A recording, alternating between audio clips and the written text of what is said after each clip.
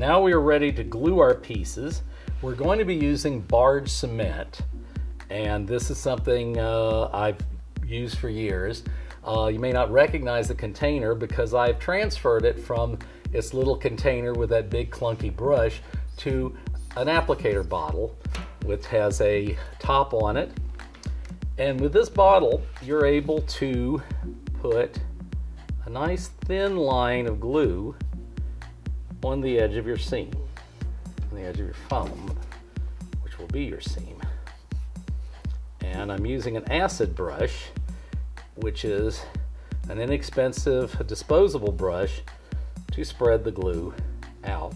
You want a nice, even, smooth coat on the surface. Now this edge is going to go to this edge, so I'm going to paint this edge next. Now we let that sit.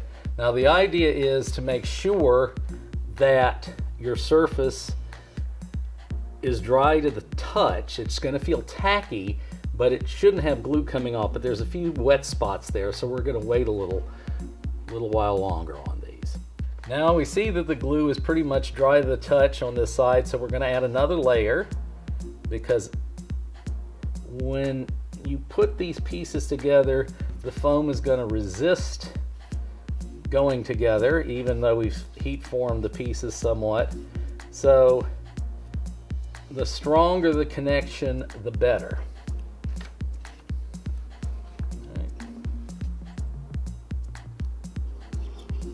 Because the idea of contact cement is that once it's dry to the touch, it's got a work time not that long, so you can't go take lunch before you put these pieces together.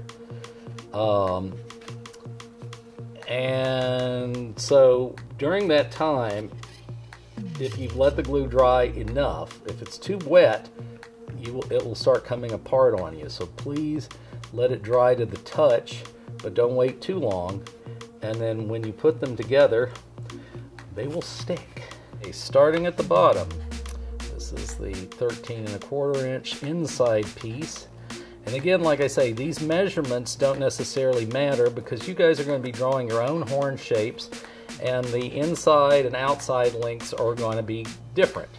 But you just need to remember that which side of your front and back horn shape these side pieces go onto. And as you can see, we're lining it up nice with the marks.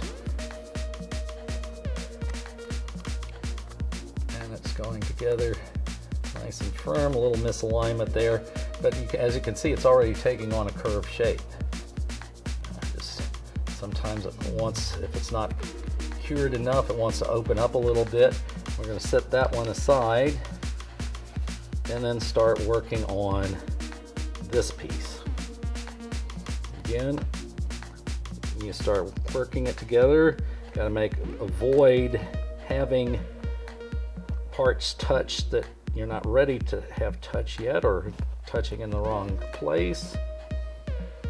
And you can, as I said, sort of compress and stretch these pieces so the marks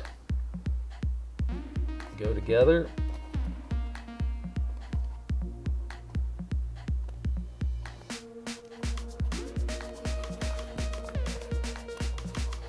A little misalignment there in terms of the edges are not perfectly lined up, but as you can see, we're already starting to look like a horn here.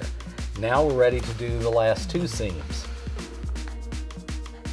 All right, now we have the last two seams with glue on them, 2 layers of glue, and they're ready to go together. So go slowly with this.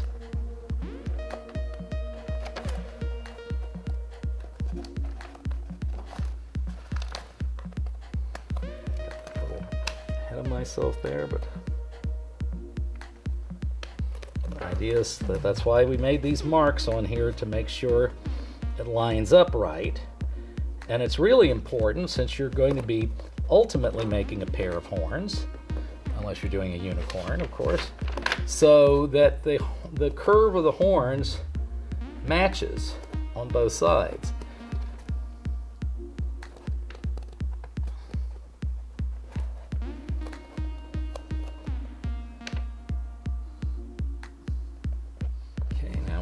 to the other side.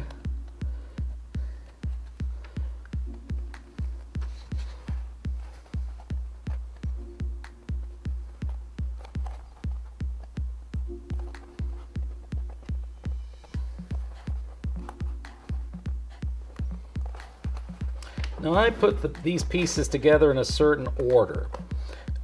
You do not have to follow that order, but I recommend if you do one horn in a certain order, do the other horn in that same order.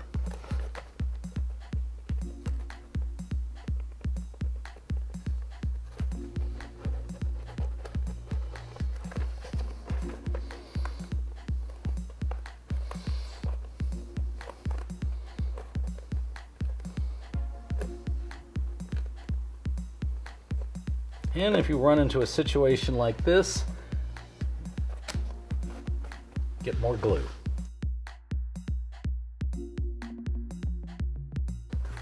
All right, now it's time to close this up, and you can see why we took out that excess material at the top here. It's still having a little difficulty going together, but you have to kind of go around and squeeze surfaces together that may be opening up on you. But ultimately, we have a horn.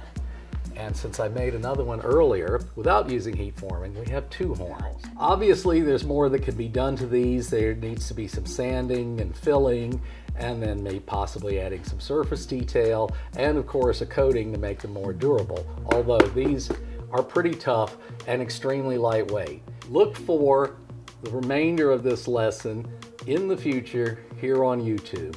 Don't forget to subscribe, and remember, all the materials that I use are listed below with links of where to purchase them.